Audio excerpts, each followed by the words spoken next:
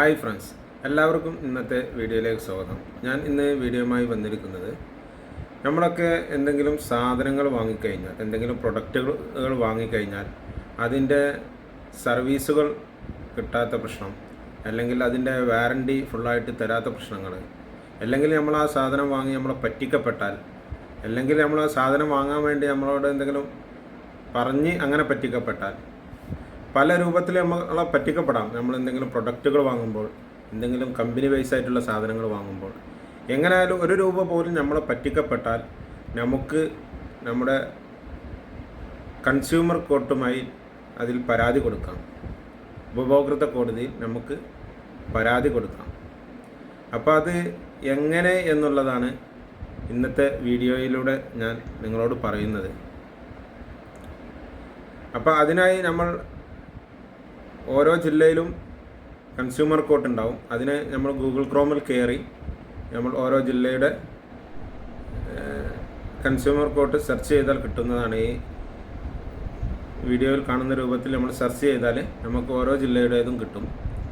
അപ്പോൾ നമ്മൾ ഏത് ജില്ലയിലാണോ നമ്മൾ അവിടെ എത്തി വെറും ഒരു വൈറ്റ് പേപ്പർ എടുത്ത് അതിൽ നമ്മൾ ഈ വീഡിയോയിൽ കാണുന്ന രൂപത്തിൽ അതിൽ അപേക്ഷ തയ്യാറാക്കണം. അതിൽ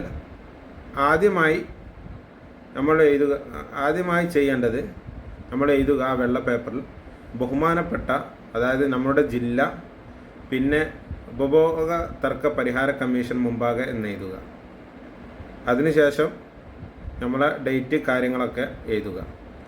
എന്നിട്ട് നമ്മുടെ അഡ്രസ്സ് എഴുതുക, അതായത് ഹർജിക്കാരൻ്റെ അഡ്രസ്സ് എഴുതുക. കണ്ട് അതിൻ്റെ നേരെ ഹർജിക്കാരൻ എഴുതുക. അതിനുശേഷം ആർക്ക് അല്ലെങ്കിൽ ഏത് സ്ഥാപനത്തിൻ്റെ പേരിലാണോ പരാതി അവരുടെ അഡ്രസ്സ് എഴുതുക. നമ്മൾ ആർക്കെതിരെയാണോ പരാതി കൊടുക്കുന്നത് അവരുടെ അഡ്രസ്സ്, അല്ലെങ്കിൽ ആരുടെ അടുത്തു നിന്നാണ് നമുക്ക് സർവീസ് കിട്ടാത്തത്, എന്തിനെതിരെയാണോ നമ്മൾ പരാതി കൊടുക്കുന്നത് അവരുടെ അഡ്രസ്സ് എഴുതുക. അതിനുശേഷം അതിൻ്റെ നേരെ എതിർ കക്ഷികൾ എന്ന് എഴുതുക.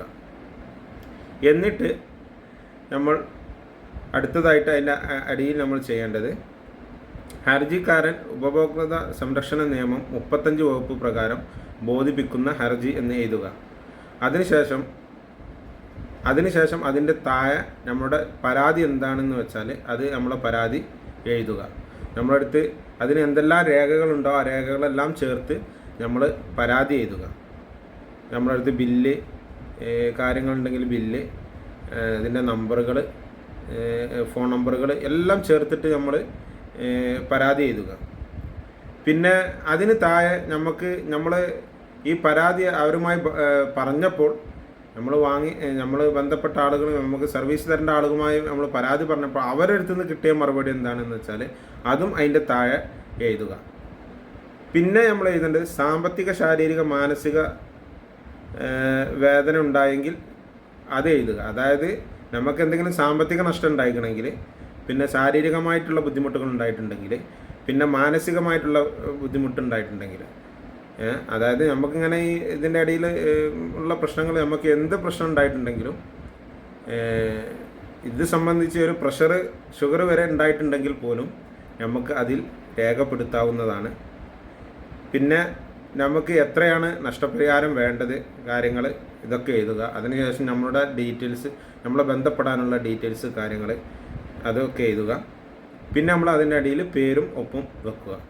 അതിനോട് കൂടെ തന്നെ നമ്മൾ ഒറിജിനൽ ബില്ലുകൾ, എന്തെല്ലാം അതുമായി ബന്ധപ്പെട്ട എന്തെല്ലാം രേഖകളുണ്ടോ, നമ്മൾ ഗൂഗിൾ പേ ചെയ്തതാണെങ്കിൽ അത് ബില്ല്, പിന്നെ അവരുമായി ബന്ധപ്പെട്ട രേഖകൾ, ഫോൺ കാര്യങ്ങൾ, രേഖകൾ എല്ലാം നമ്മൾ ഇതിൻ്റെ കൂടെ വെച്ചിട്ട് നമ്മൾ ഇത് അവിടെ സമർപ്പിക്കണം. അത് നമ്മൾ കൃത്യമായി ഇത് സമർപ്പിച്ച് കഴിഞ്ഞാൽ, അവർക്ക് ബോധ്യപ്പെട്ട് കഴിഞ്ഞാൽ അവർ നമുക്ക് ഒരു ഡേറ്റ് തരുന്നതാണ്. ആ ഡേറ്റിൽ നമ്മൾ ചെന്നാൽ ഒന്നുകിൽ അവരുമായി സെറ്റിൽമെൻറ്റ്, അല്ലെങ്കിൽ അതിനുള്ളൊരു തീരുമാനം കോടതിയിൽ നിന്ന് ഉണ്ടാകുന്നതാണ്. അപ്പോൾ ഇങ്ങനെയാണ് നമ്മൾ പരാതി കൊടുക്കേണ്ടത് കാര്യങ്ങളൊക്കെ. അപ്പോൾ നമുക്ക് മനസ്സിലായി തോന്നുന്നു. വീഡിയോ ഉപകാരപ്പെട്ടാൽ നിങ്ങൾ ഷെയർ ചെയ്യണം, സബ്സ്ക്രൈബ് ചെയ്യണം, കമൻറ്റ് ചെയ്യണം.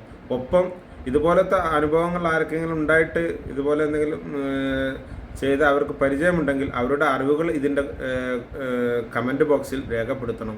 പിന്നെ ഈ അപേക്ഷ സമർപ്പിക്കുമ്പോൾ ചെറിയൊരു ഫീസ് ഈടാക്കുന്നുണ്ട്. തോന്നുന്നത് 10 രൂപ ആണ് തോന്നുന്നു. അതിനെ പറ്റി വ്യക്തമായിട്ട് എനിക്കറിവില്ല. നമുക്ക് സോഷ്യൽ മീഡിയകളിൽ നിന്ന് കിട്ടിയ വിവരങ്ങളാണ്. അപ്പം ആ വിവരങ്ങളാണ് ഞാൻ ഇതിലൂടെ പങ്കുവെക്കുന്നത്. അപ്പം അതുപോലെ ഈ വീഡിയോ കാണുന്നവർക്ക് ഇതിനെക്കുറിച്ച് വല്ല അറിവുകളുണ്ടെങ്കിൽ അത് കമൻറ്റ് ബോക്സിൽ രേഖപ്പെടുത്തുക. അപ്പോൾ നമുക്ക് പുതുതായിട്ടുള്ള അറിവുകൾ കിട്ടും.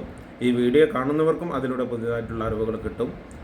അപ്പോൾ ഇതുപോലത്തെ വീഡിയോ ഇനിയും നിങ്ങളുടെ മുമ്പിലേക്ക് എത്താൻ എൻ്റെ ചാനൽ നിങ്ങൾ സബ്സ്ക്രൈബ് ചെയ്ത് ബെല്ലൈക്കൺ അമർത്തി ഓൾ എന്ന് പ്രസ് ചെയ്യുക. എല്ലാവർക്കും താങ്ക് യു. ബൈ.